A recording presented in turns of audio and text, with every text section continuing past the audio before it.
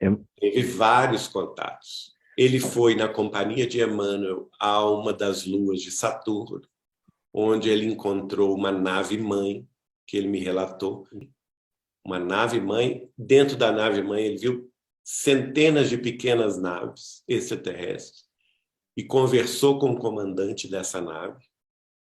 E, segundo ele, ele servia não a Jesus, embora respeitasse muito Cristo e colaborasse com Cristo, mas ele era subordinado ao Cristo do sistema solar inteiro, que está acima do Cristo, do nosso Cristo Jesus, que é o governador do sistema solar. Ele teve contatos em Pedro Leopoldo, com uma raça em que, pela descrição dele, seria muito semelhante aos nossos irmãos nórdicos, né, muito altos, alourados, com olhos muito claros, cabeças muito grandes, muita inteligência, né? Ele teve contatos também, que ele me descreveu, com seres de 1 metro de altura, que ele falou que são muito bons e benéficos em Uberaba. Eles se materializaram na casa do Chico, ele conversou com eles, e o Chico descreveu que eles têm cabeças enormes, desproporcionais ao corpinho pequeno, né?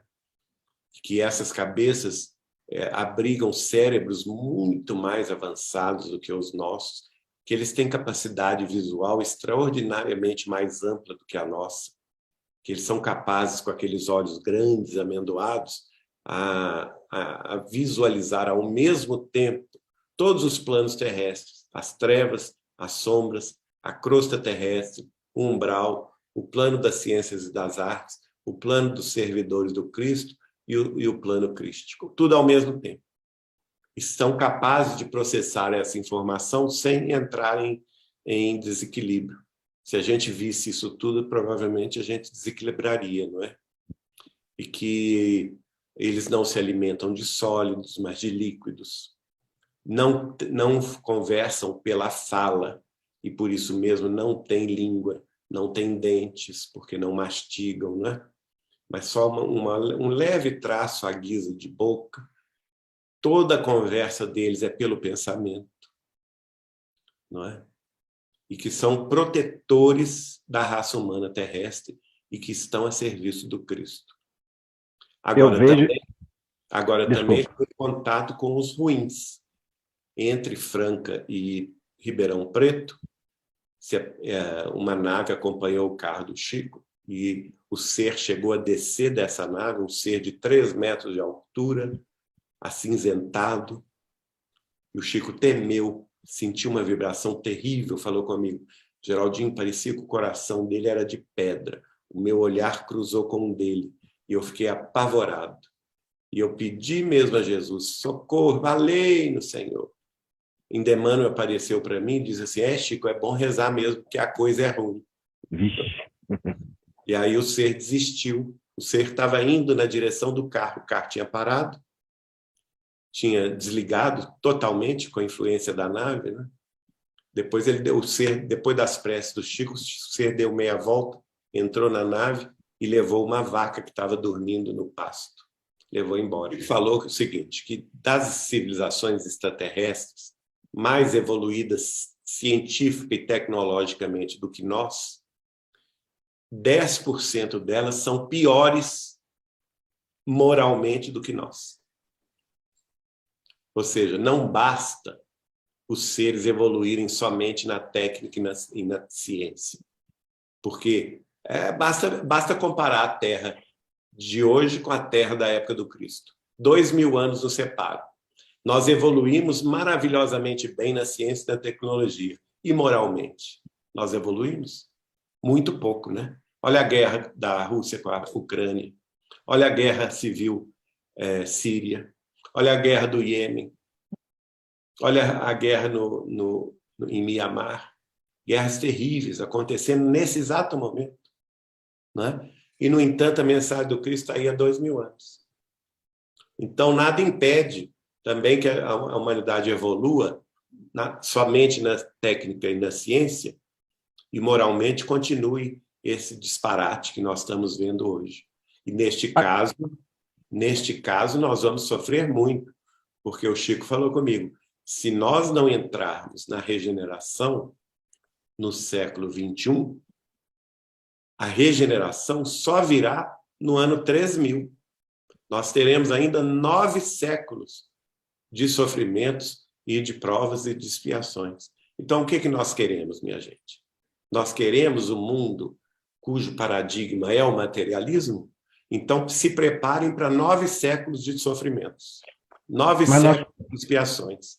Agora, vocês querem um mundo de espiritualização, de renovação das artes, porque essa arte que está aí é uma porcaria.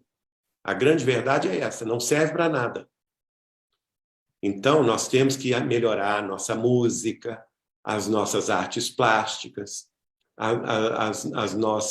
os nossos escritos, né? A literatura tem que se elevar, tem que elevar, ajudar a elevar o sentimento humano, porque se o homem terrestre não se elevar pelo sentimento, eu sinto muito, mas a Terra ainda haverá de sofrer muito. O risco é menor hoje. Mas eu quero lembrar o seguinte, nós ainda não saímos da condição de mundo de expiação e de provas. Porque, segundo Chico Xavier, isso só virá em 2057. Não é? Nós estamos em 2022, tem 35 anos pela frente. E nós temos que ver que a espiritualidade maior respeita o nosso livre-arbítrio. Se nós nos decidirmos, apesar de todo o avanço, apesar de todas as manifestações da espiritualidade maior, tentando impedir a guerra, tentando infundir no coração do nosso povo espiritualidade, beleza, fé, confiança, cristianismo redivivo, se nós dermos as costas a tudo isso, será decisão nossa, da maioria. E eu lembro a figura do julgamento do Cristo, organizado por Pôncio Pilatos, que inclusive lavou as suas mãos diante da verdade, não é? Quando ele propõe a turba, e a turba é sempre a turba, não é? A turba irracional, a multidão, quando ele propôs a ela, ele libertaria um dos presos. Quando ele propôs a ela, querem libertar o Cristo? Querem libertar Jesus ou querem libertar Barrabás? A turba escolheu Barrabás. E será que nós vamos libertar Barrabás? Exatamente no ápice da transição planetária? É o caminho do abismo. Porque, segundo a história, Jerusalém foi destruída alguns anos depois, não é? Justamente por ter libertado Barrabás em detrimento do Cristo. E o que foi feito dos hebreus? Foram submetidos, humilhados, escravizados e espalhados pelo mundo inteiro. Foi feita a diáspora dos hebreus. Mas eu tenho visto com preocupação certos posicionamentos de espíritas, ou então a falta de posicionamento dos espíritas, diante de uma situação tão grave em que nós vivemos. Então, vamos refletir, vamos ficar com o Evangelho de Jesus, com a codificação de Allan Kardec e com a obra de Chico Xavier. São 540 livros de esclarecimento espiritual superior para quem quiser consultar e estudar. E a maioria desses livros estão esquecidos, estão nas prateleiras, e, infelizmente, o movimento espírita tem se entregado sem resistência a outras novidades, não é? Inclusive a novidades provenientes de doutrinas materialistas históricas. Então, não venhamos a ceder espaço em nossas fileiras espíritas cristãs, sim, senhor, ou sim, senhora. Nós somos das fileiras espíritas cristãs. E nada além disso. Vamos nos recordar de Jesus, de Kardec e de Chico Xavier, que para mim é o mesmo espírito em 2 ocasiões, o apóstolo consolador e esclarecedor, que veio à Terra, minha gente, renunciar a tudo, desde a França, em 3 de outubro de 1804, passando por Pedro Leopoldo em 2 de abril de 1910 e desencarnando em Uberaba em 30 de junho de 2002. Quase 2 séculos de serviço incomparável, de renúncia extrema, de abnegação extrema em favor da renovação humana, em favor do estabelecimento na Terra de um novo paradigma de espiritualidade, de ascendência do mundo espiritual sobre o mundo físico, que é o espiritismo cristão de hoje. A doutrina de amor e de sabedoria que haverá de nos guiar aos páramos da vida imortal e também haverá de nos integrar à grande família universal dos nossos mundos em regeneração, dos nossos mundos felizes, dos nossos mundos superiores que aguardam a ascensão da Terra.